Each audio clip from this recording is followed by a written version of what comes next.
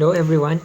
In this lesson, we are going to continue our discussion on Kirchoff's rules and Kirchoff's laws, and now we are going to learn about the loop rule.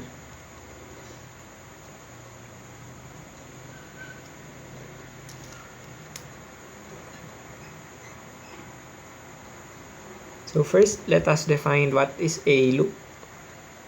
So a loop is virtually any closed conducting path.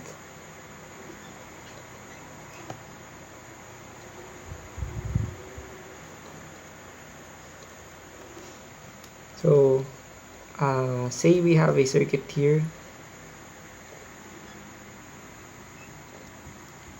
and another one here. So this is one loop. Since this is one closed conducting path, this is another loop. This is unclosed conducting path, and this is another loop. Since this is also a closed conducting path. So in this circuit, we have 3 loops. So that is a loop, and what the loop rule tells us is that the sum, write it down, sum of voltage gains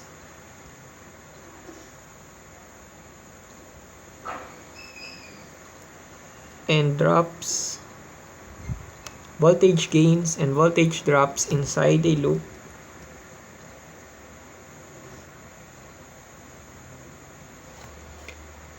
of any circuit must be 0.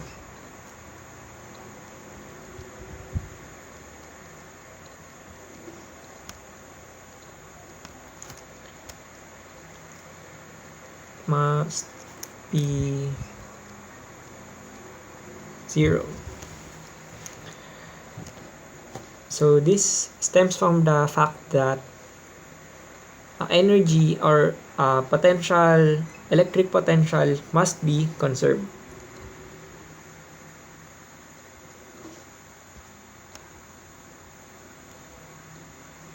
Electric potential inside a closed loop must be conserved.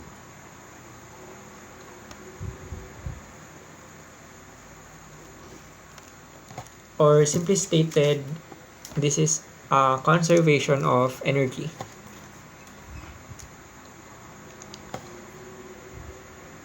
So let's say we have a simple circuit.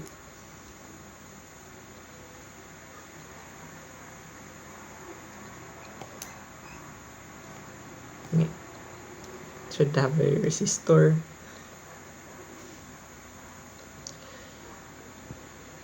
So if this battery has a certain voltage V and this resistor has a certain resistance R, we know that there will be a current inside this circuit, I. Let's call that I. And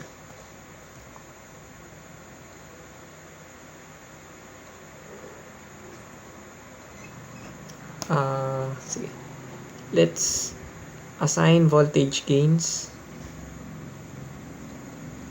first. So in our current loop I here,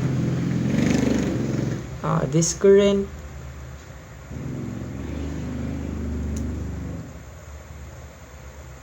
loop I, if we follow the direction, it first encounters here a low potential to high.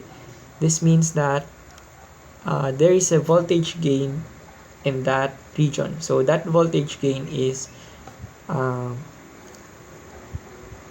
to this battery. So our voltage gain is positive V from battery. Now this current will encounter a resistor, and we know that a resistor consumes energy. So there will be a voltage drop in this region.